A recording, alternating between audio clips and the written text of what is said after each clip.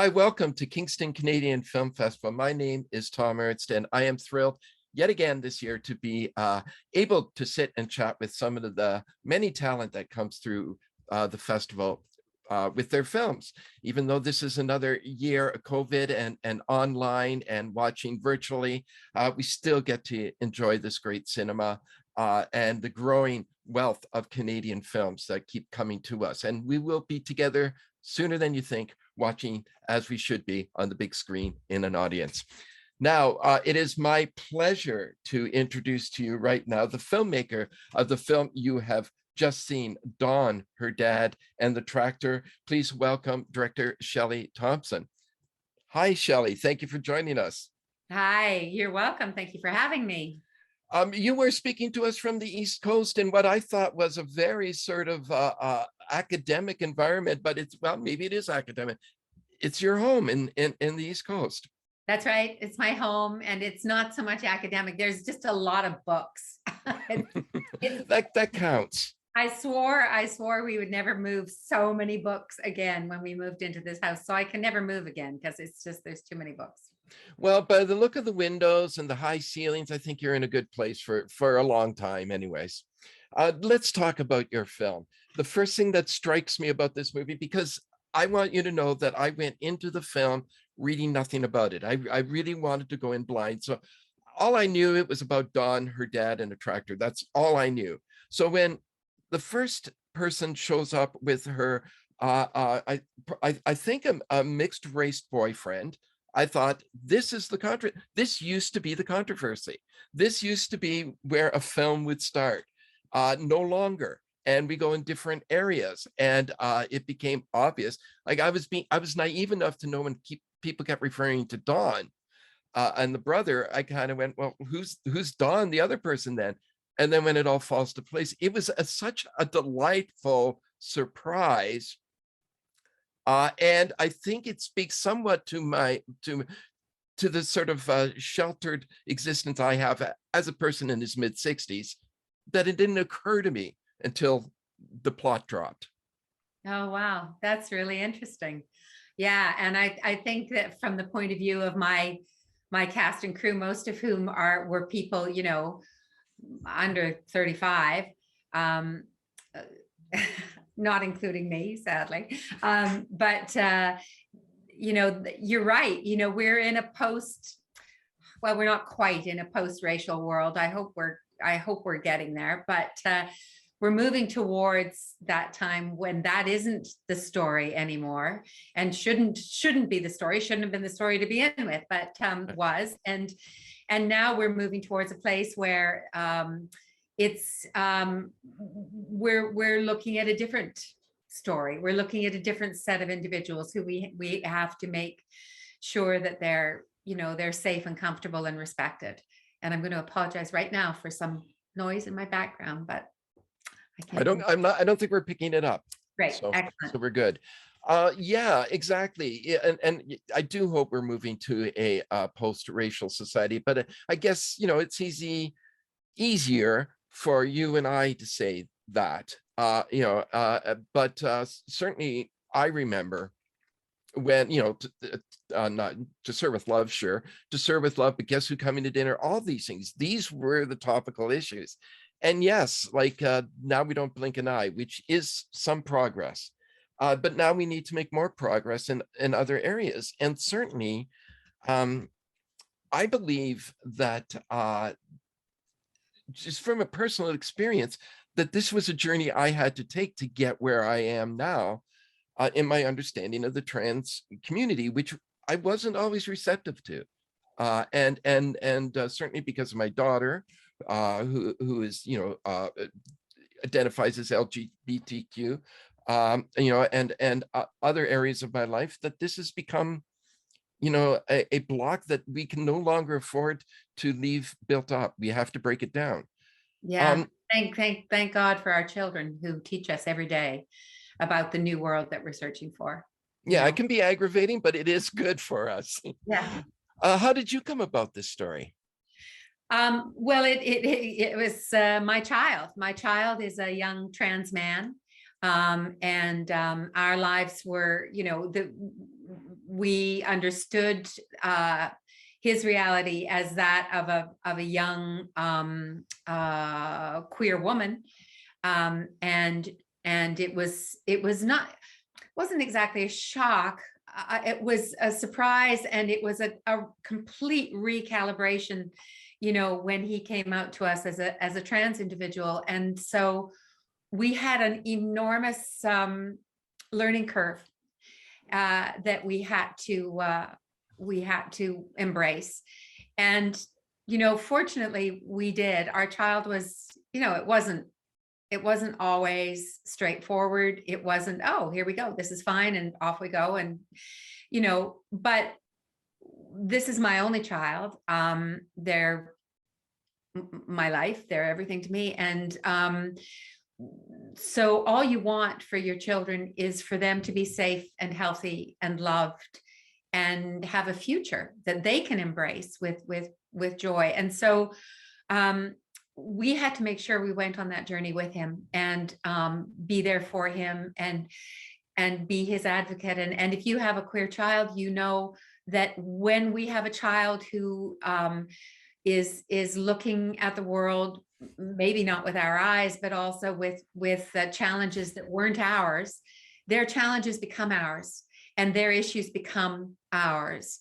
And we embrace that allyship and that advocacy. I think most of us do anyway. And nobody I've spoken to in my world of queer parents and trans parents have been anything, but supportive and loving of their children. But part of this story came as the result of the fact that my child worked in an organization in Toronto where they were advocating for trans youth, and many of those trans youth were on the street and in danger for their lives because their parents had thrown them out and couldn't accept who they were. So that was devastating for me to recognize in my sheltered world that really was the truth. You heard about it, but my child was confronting that every day with these other young people. So I really, really grew to recognize that the love of a family and the support of a community and respect of a community can save lives. Yeah, your film is definitely about family and about community, and we see different aspects of it and different reactions as one would. Because of what you just told me, and excuse it if it's too personal and you wish to move on, I understand. But talking to a parent who a close friend of mine who whose son was his daughter at one time, and he confided in me because he was always very supportive. He was always supportive of his son, but confided in me at one night that it was he had to mourn the loss of his daughter first. Is there truth to that, or is that? I think it's an inevitable truth. This is the same person in so many ways, which Dawn is so good, and Maya Henry is so good at letting her family and her father understand that they're the same person. But what is so different for all of us is I think this is true in all areas of life, all kinds of different areas of life. What we mourn are our expectations. We are losing our imagined future for that child. We're losing the dreams and ideals and ambitions and things that were specific to and relevant to an individual of a particular gender. And because our world is so binary based, which, my eyes have really been open to the trap of the binary, that means that so many people are confined in a space that is just not forgiving and doesn't make sense. And I think that the whole world actually, historically, and, the Indigenous people have talked for centuries about the two-spirit people, and yet, in fact, there are many spirited people. They're people who have all this complexity and all this beauty and all this joy and all this acceptance of all kinds of areas of gender in who they are and who they're hopefully able to become. And I'm so admiring of that. And I just feel that that's the that's the world we're aiming for, is a non-binary world that is not judging and segregating people into worlds that are, one thing or the other, because we're not. We know, all of us, we're not, Yeah, and isn't it wonderful to have a talent like filmmaking to sort of get that story out? And I say story over message because that's really, isn't that the way people are reached? Isn't that the way we cut through people's defenses, is by a good story? I hope so. I mean, I don't want to be pedantic, and I don't want the film to be being put into festivals because it's a worthy film. I want people to look at those girls and that sisterhood and go, oh my gosh, that's an interesting portrait of a pair of sisters who are having to get to know each other. Or look at that fiance who manages to come into a family where he's hardly known and break down the barriers of fear and irritation and tension with humor and love. So you go, who is this guy? Like, he's really fun, and how lucky Tammy is to have him. So yeah, I think it is a good story, and I hope that people will celebrate that story, and then celebrate the people from whom the story comes.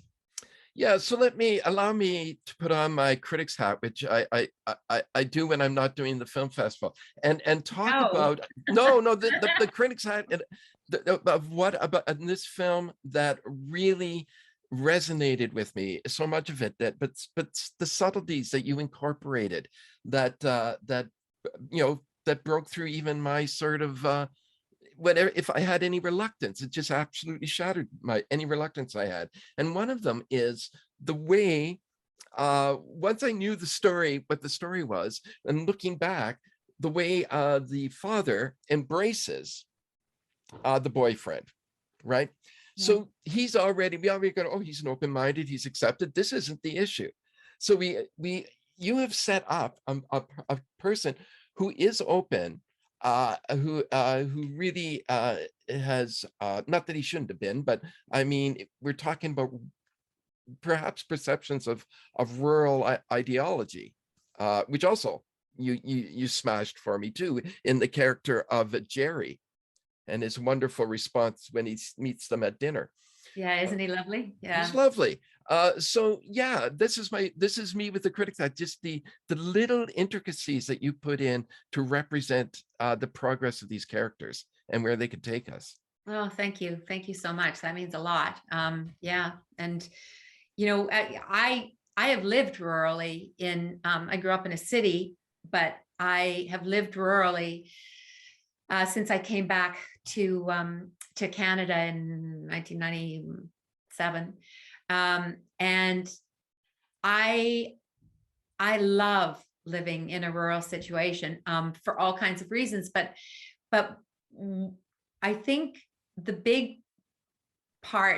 biggest reason is a sense of communal responsibility and a closer connection to my neighbors, and a closer recognition to the fact that we are, and boy, has it ever been brought home to roost in the last 2 years, the fact that we are so dependent on one another. And yeah, so the rural community, I always feel it's really underrepresented in Canadian film and TV, except in really kind of often gritty or problematic or victim-based things. And I think there's so much to be celebrated, and so many heroes who are living ordinary, quiet lives in rural communities, doing incredible, ordinary jobs. Incordinary. Incordinary, that's a great word. Did you invent that? Ordinary jobs. And I love that. And I wanted to try and find it. And I wanted to create something that families could watch together and go home and talk about and say exactly what you've said. Well, wasn't it interesting, that issue of a person who may be biracial, or I actually don't know what Reed's parentage is, but who, or, that's not the issue, that the issue is, how do we learn now this other type of acceptance and kindness, Mhm. it's really interesting that you should have brought that up. You're the first one that has. Well, it's what struck me. I mean, obviously, it's not an issue. I can't emphasize that enough. But yeah, I was aware of the changing face of controversy, and Yeah. that was it. I do have to ask you one question that probably is just a question only I have. What do you make of the cow stopped chewing story? Well, for me, there are moments we grab hold of, whether they're true or not, in our lives. They're about perception of a moment that is significant for us. And for me, the cow stopped chewing. Maybe it's true. Maybe it's Jerry's understanding of his own loss, that he had to find a way to relate to this family that he loves.